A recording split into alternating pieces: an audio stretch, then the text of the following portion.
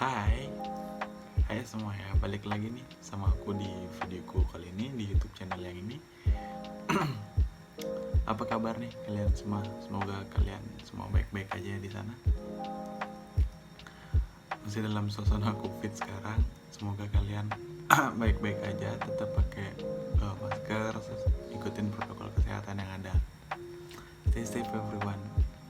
Nah, di videoku kali ini aku tuh pengen sharing-sharing sedikit atau bahas-bahas tentang kepemimpinan lagi, dimana buat kali ini tuh aku pengen bahas tentang leader member exchange theory atau teori pertukaran pemimpin dan anggota, dimana teori yang ini tuh sangat menarik sih untuk dibahas. Tapi sebelum masuk ke teori yang langsung, kalian bisa klik like, share, sama subscribe YouTube channelnya. Thank you. Thank you udah subscribe sama udah like, share, kasih komen. Thank you. Nah, sekarang masuk ke materi langsung, dimana teori leader member exchange ini atau teori pertukaran pemimpin anggota ini, kalau secara garis besar dan secara gampangnya dibilang, teori ini tuh berfokus kepada interaksi keterkaitan antara pemimpin, hubungan antara pemimpin dan anggotanya, dimana daya tarik dari leader member exchange ini adalah bahwa dalam pendekatan ini tidak ada pemimpin yang konsisten terhadap bawahannya, seperti itu sih. Jadi sikap pemimpin itu kepada bawahannya itu beda-beda kayak gitu loh teman-teman. Jadi dalam teori ini pemimpin itu dikatakan memiliki interaksi yang berbeda terhadap setiap pengikutnya atau setiap anggotanya, kayak gitu sih. Nah, teori leader member exchange ini juga berbeda dari teori model teori yang lainnya, dimana kalau di teori leader member exchange ini, teori ini itu berbeda karena dalam teori leader member exchange ini berfokus kepada kualitas hubungan antara pemimpinnya dengan pengikutnya, seperti itu sih. Dimana LMX atau leader member exchange ini menekankan hubungan bawahannya terhadap pemimpin dalam sebuah organisasi atau sebuah pekerjaan, seperti itu sih. Jadi kalau bisa dibilang setiap pemimpin itu memiliki perbedaan sikap, perbedaan karakteristik terhadap setiap bawahannya, kayak gitu.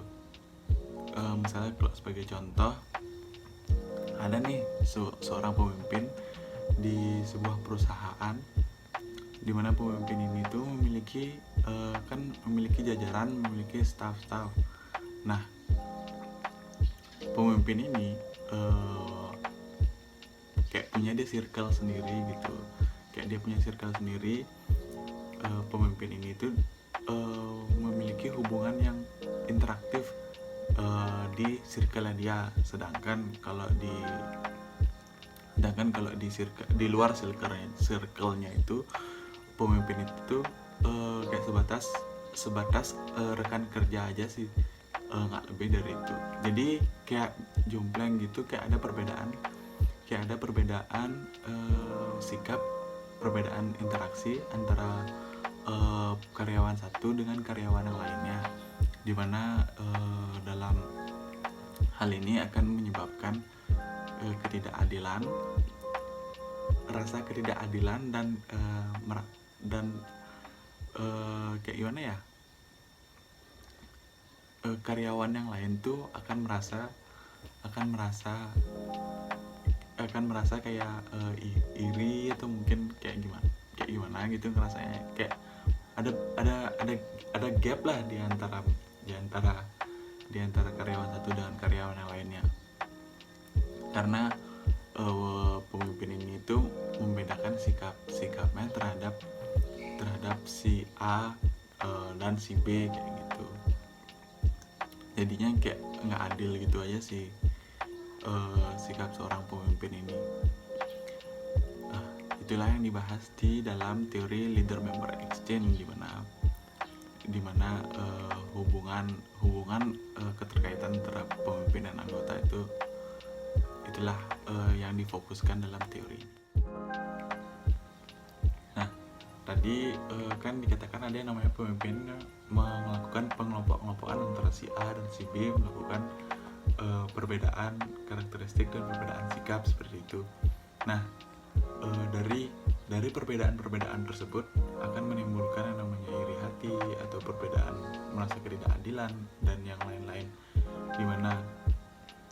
di mana perbedaan sikap ini atau perbedaan hubungan ini akan menimbulkan sebuah hubungan yang baru, di mana hubungan tersebut akan menciptakan ada yang namanya hubungan yang baik dan ada namanya hubungan yang buruk, di mana hubungan yang baik ini akan menciptakan karyawan yang memiliki sikap yang positif terhadap pemimpinnya. Yang kedua, di mana hubungan yang baik ini akan menciptakan loyalitas terhadap perusahaan, sedangkan di mana karyawan yang dibedakan sikapnya akan menimbulkan sebaliknya, di mana dia merasa tersingkirkan atau bisa jadi malas-malasan buat bekerja sehingga hasilnya tidak maksimal seperti itu. Nah, dari yang aku baca, menurut para ahli dalam teori LMX, leader member exchange ini atau teori pertukaran pemimpin anggota ini, para pemimpin melakukannya dengan cara yang berbeda-beda, di mana pemimpin tersebut melakukan karakteristik itu berbeda-beda, di mana dikatakan di sini ada dua. Yang pertama itu ada yang namanya in group, ada yang namanya out group, kayak gitu sih. Tadi ada yang namanya dalam in group dan ada yang namanya dalam out group, dimana dalam pembahasan kali ini di leader member exchange, dalam in group itu memiliki kualitas yang lebih tinggi dibandingkan dengan out group, dimana dalam in group ini pemimpin dan karyawan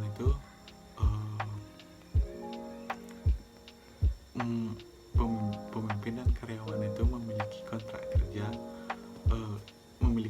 kerja dan pemimpin dan karyawan itu memiliki hubungan yang baik antara pemimpin dan pegawai tersebut dan pengikutnya tersebut, dimana dalam in group ini pemimpin itu dapat mengandalkan pengikutnya untuk melakukan pekerjaan di luar dari struktur dari pegawai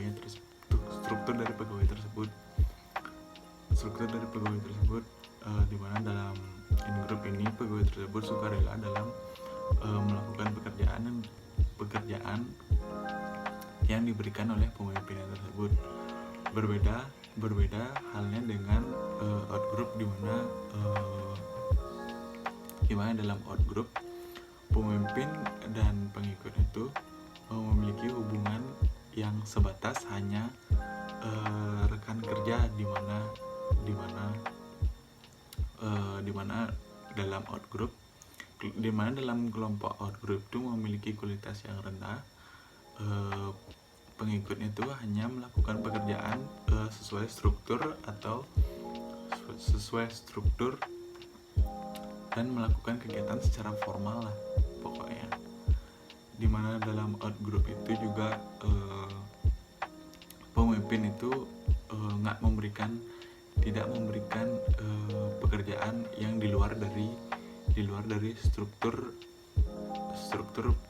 pegawainya itu, jadi dia nggak ngambil pekerjaan yang lain kayak gitu sih jadinya. Jadi dia kayak apa yang udah dikasih ya itu dikerjain kayak gitu aja jadinya. Jadi yang out group tuh sesuai struktur lah kayak gitu modelnya. dalam in group maupun out group, para pemimpin itu kan menciptakan in group dan out group tadi. Nah, dalam teori ini dikatakan seorang pemimpin tersebut menciptakan sebuah hubungan yang baru, di mana hubungan tersebut memiliki pengaruh yang ada yang baik dan ada yang buruk, di mana dalam hal ini kita bisa melihat dalam misalnya sebagai anggota out group nih, anggota out group tuh sedikit memiliki interaksi terhadap pemimpinnya. Habis itu hubungannya sebatas rekan kerja, nggak lebih dari itu. Habis itu merasa dibedakan lah dari yang grup yang satunya. Sedangkan kalau di in group itu berbeda dari out group, dimana di in group interaksi itu lebih ada. Habis itu pemimpin itu juga memberikan penugasan yang lain, sehingga karyawan pun merasa lebih tertantang, seperti itu sih.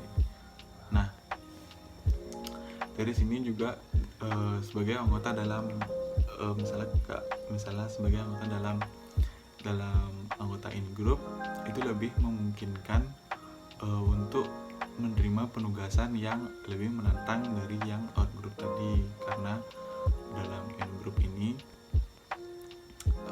si pemimpin tersebut merasa lebih percaya terhadap anggota yang berinteraksi sama dia, kayak gitu sih. Jadi sehingga orang yang dalam in group ini itu memiliki sikap yang positif. Habis itu loyal terhadap perusahaannya, dan sehingga kinerja dari anggota tersebut tuh bagus gitu loh di pekerjaannya. Beda halnya dengan anggota yang di out group. Kalau yang di out group tadi itu kan dia tuh cuma dikasih penugasan yang formal, habis itu yang rutin, kayak yang rutin ya apa sih, kayak yang setiap hari kerjaannya kayak itu aja. Jadi karyawan tuh ngerasa kayak bosan, jadi kerja di sana. Habis itu juga interaksinya kurang. Habis itu penugasannya nggak tertantang. Jadi siapa sih yang nggak bosan kalau kegiatannya cuma itu aja?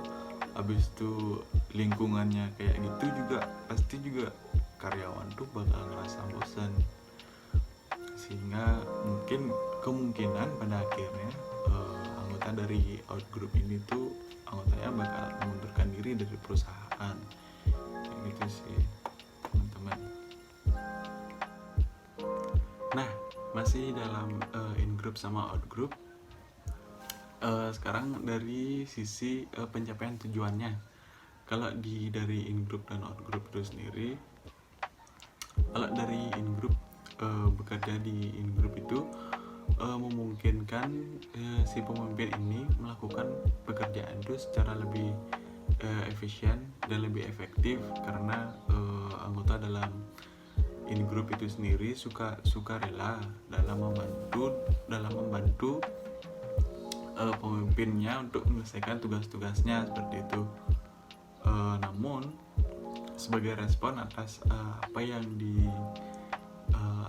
yang anggota dalam in group itu lakukan, si pemimpin ini lebih banyak memberikan tanggung jawab, serta lebih banyak memberikan peluang terhadap anggota-anggota yang ada dalam in group itu sendiri, seperti itu sih. Jadi pemimpin juga memberikan anggota in group itu lebih banyak waktu dan dukungan, sehingga anggota dalam in group itu merasa lebih termotivasi, dimana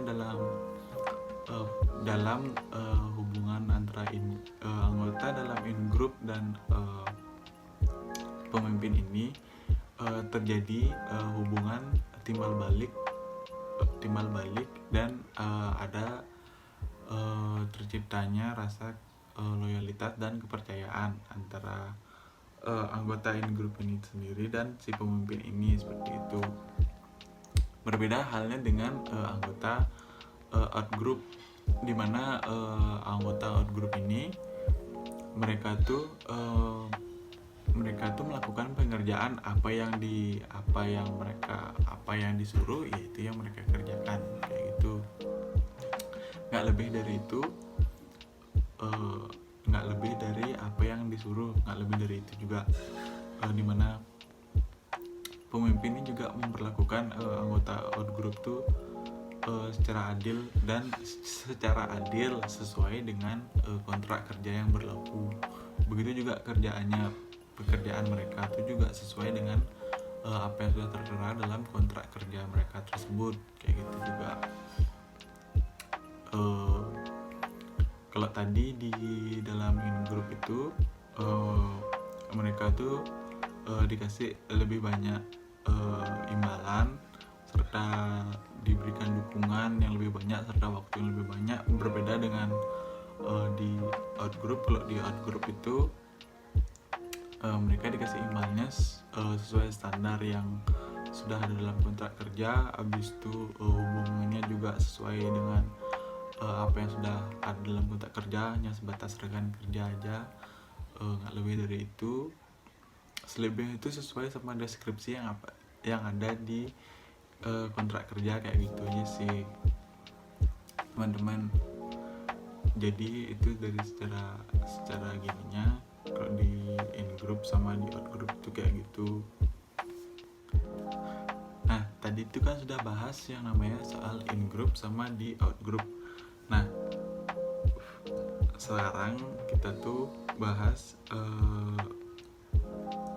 dari yang aku baca, menurut Grant dan Hulbin tahun 1991, mereka tuh mengungkapkan bahwa pembentukan kepemimpinan berkembang secara progresif dari waktu ke waktu, di mana dalam hal ini itu mereka menyatakan ada 3 fase. Yang pertama itu adalah fase orang asing, yang kedua itu adalah fase pengenalan, yang ketiga ada fase kemitraan atau bisa disebut dengan partnership, kayak gitu. Dimana dalam fase 1 ini, dalam fase 1 dimana fase orang asing ini, interaksi antara anggota dan pemimpin itu terjadi secara umum dan hanya terikat oleh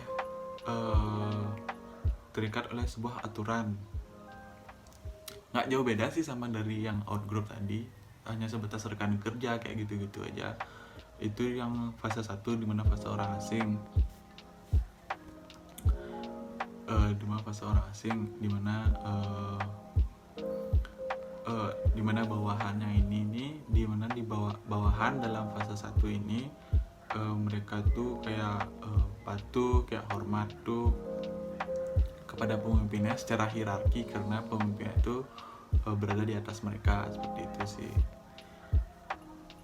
Habis itu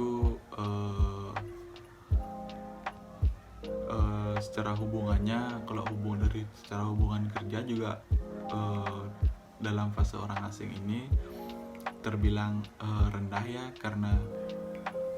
karena pemimpin dan bawahannya itu melakukan interaksi yang kurang, karena mereka tuh hanya menganggap sebatas rekan kerja aja, nggak lebih dari itu, kayak gitu sih.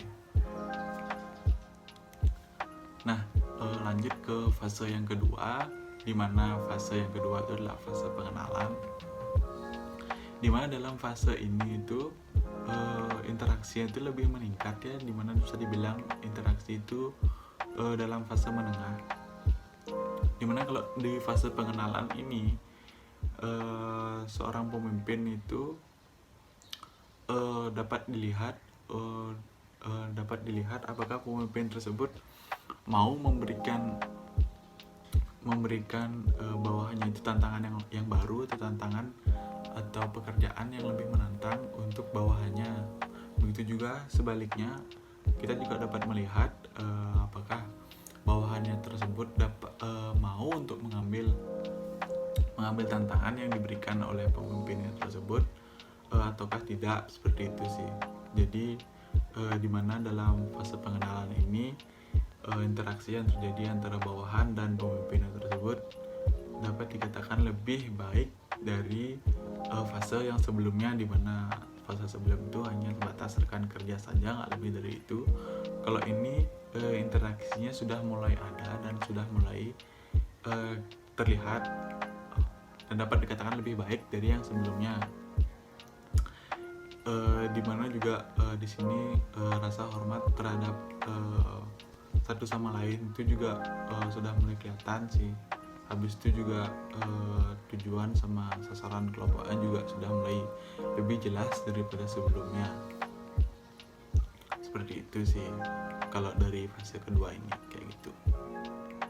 Nah, habis itu yang ketiga itu ada yang namanya fase kemitraan, dimana fase kemitraan ini tuh dimana pemimpin dan anggotanya yang sudah masuk ke dalam fase ketiga ini memiliki kualitas hubungan yang relatif tinggi, dimana mereka itu telah maju ke tahap ini. Dalam hubungan mereka mengalami rasa saling percaya, habis itu rasa hormat satu sama lain, habis itu kewajiban yang tinggi terhadap satu sama lain juga. Habis itu dalam fase 3 ini atau kemitraan ini atau partnership, mereka itu telah menguji satu sama lain bahwa mereka itu dapat bergantung satu sama lain antara baik pemimpin ataupun anggota yang tersebut, kayak gitu sih. Jadi dalam fase 3 ini mereka itu dapat rasa timbal balik antara pemimpin ataupun anggotanya, kayak gitu. Dan dalam fase 3 ini masing-masing dari mereka, yaitu antara pemimpinnya ataupun anggotanya saling mempengaruhi ataupun dipengaruhi, seperti itu sih. Dan dalam fase 3 ini para anggota juga dapat bergantung satu sama lain untuk mendapatkan bantuan atau bantuan khusus. Misalnya itu kayak pemimpin mungkin mengandalkan bawahannya untuk melakukan tugas tambahan, dan bawahan pun mungkin juga mengandalkan pemimpin untuk dukungan atau dorongan yang dibutuhkan. Intinya dalam fase ini itu adalah bahwa para pemimpin dan bawahan terikat bersama secara produktif dan melampaui hubungan kerja yang mendefinisikan secara hierarki, seperti itu sih. Jadi hubungan yang ketiga ini dapat katakan hubungan yang kualitas itu sangat tinggi, di mana pemimpin dan anggota itu melakukan hubungan timbal balik, di mana mereka itu dapat bergantung satu sama lain, bisa dapat meminta bantuan satu sama lain juga, baik bawahannya meminta dukungan atau motivasi dari pemimpinnya, begitu juga pemimpinnya dapat meminta bantuan kepada bawahannya, seperti itu sih. Jadi dalam hubungan fase 3 ini pemimpin dan anggota itu sudah melakukan interaksi yang cukup baik dan tidak lagi mementingkan yang namanya hierarki, yang mana dia atasan, yang mana dia bawahan, asalkan mereka itu dapat bekerja sama untuk suatu tujuan yang lebih baik, seperti itu sih. Tadi itu sudah dibahas tentang 3 fase dalam pembentukan sebuah kepemimpinan. Sekarang itu merupakan yang terakhir, penerapan teori dari leader teori dari leader member exchange ini, di mana teori ini mengarahkan para manajer untuk menilai kepemimpinan mereka dari sudut pandang hubungan, di mana penilaian itu menginformasikan kepada manajer tentang cara bagaimana cara in group ataupun out group berkembang dalam unit kerja mereka. Seperti itu sih kalau dari gininya. Adapun dari leader member exchange ini menyarankan di mana para manajer untuk meningkatkan unit kerja mereka membangun pertukaran pemimpin anggota yang kuat dengan semua pengikutnya. Jadi nggak ada lagi yang namanya tumpang tindih kayak tadi, misalnya yang si A lebih ini dibandingkan dengan si B kayak gitu sih jadinya. Jadi lebih diratakan dan lebih diperhatikan satu sama lainnya. Dan di sini juga terdapat 3 implikasi penting yang diasosiasikan dengan model kepemimpinan leader member exchange ini. Yang pertama itu para pemimpin juga dianjurkan untuk menciptakan ekspektasi kinerja tinggi untuk semua bawahan mereka. Jadi pemimpin itu membuat standar kinerja untuk membina leader member exchange ini. Itu yang pertama. Yang kedua itu ada karena kemiripan kepribadian dan demografis para pemimpin dan pengikut diasosiasikan dengan leader member exchange yang lebih tinggi, maka para manajer harus berhati-hati sehingga mereka menciptakan lingkungan kinerja yang homogeni dalam rangka memiliki hubungan positif dengan bawahan mereka langsung. Jadi dengan meningkatkan leader member exchange ini yang lebih tinggi lagi, diharapkan memiliki hasil yang lebih positif dengan bawahan mereka langsung. Jadi nggak ada gap lah antara ini pemimpin, habis itu yang ini bawahannya. Nggak ada terlalu yang namanya hierarki kayak tadi itu kayak gitu. Habis itu ada implikasi yang terakhir adalah implikasi yang ketiga, yaitu dimana leader member exchange ini ataupun untuk leader member exchange ini meningkatkan kualitas pertukaran pemimpin anggota itu. Yang pertama itu yang bisa dilakukan itu adalah tetap fokus pada tujuan-tujuan departemen dan tetap positif terhadap kemampuan untuk mencapai tujuan tersebut. Jadi tetap fokus apa on target, habis itu sesuai sama apa yang udah di set di awal, itu sesuaiin sama yang itu kayak gitu. Jadi fokus lah intinya. Habis itu yang kedua tuh jangan merasa tidak memiliki kuasa, karena mungkin kayak ini nih, kayak merasa dari hierarki tadi, ini nih pemimpin, ini nih bawahnya, jadi karena aku bawahnya jadi aku nggak memiliki kuasa. Jangan merasa kayak gitu. Di sini kerja sama-sama dia kayak gitu sih modelnya. Habis itu saling bantu lah, kayak fase 3 tadi, kayak fase kemitraan tadi, saling bantu satu sama lain, dimana mungkin pemimpin tersebut butuh bantuan kita pun juga bisa minta bantuan dari pemimpin tersebut, dari mulai dukungan sampai motivasi seperti itu.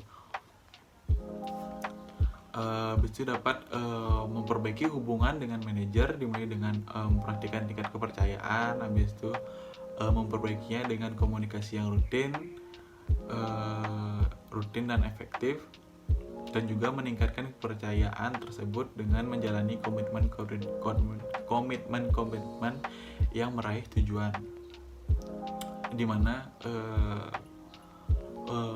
memperbaiki hubungan itu sangat penting karena komunikasi itu komunikasi itu sangat penting sih dalam sebuah kerja sama tim, karena kalau nggak ada komunikasi yang bagus mungkin bakal jadi miskomunikasi atau banyak kesalahan dalam pekerjaannya, jadi kinerja sama hasilnya itu jadi nggak maksimal.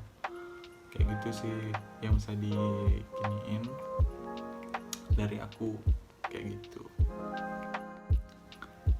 Nah itu dia tadi pemaparan dari aku dari soal leader member exchange terkait teori kepemimpinan, dimana kita udah bahas tadi juga soal teori tersebut. Habis itu mungkin kalau aku ada salah-salah kata atau ada salah dalam memaparkannya, aku minta maaf. Di sini kita belajar sama-sama. Mungkin kalau juga ada masukan dari kalian bisa di komen di bawah. Nanti aku bakal baca juga. Mungkin segitu aja yang bisa aku sampaikan ke kalian. Abis itu stay safe, pakai masker, jaga jarak juga semuanya. Sekian dari aku. Sampai jumpa di video selanjutnya. Thank you.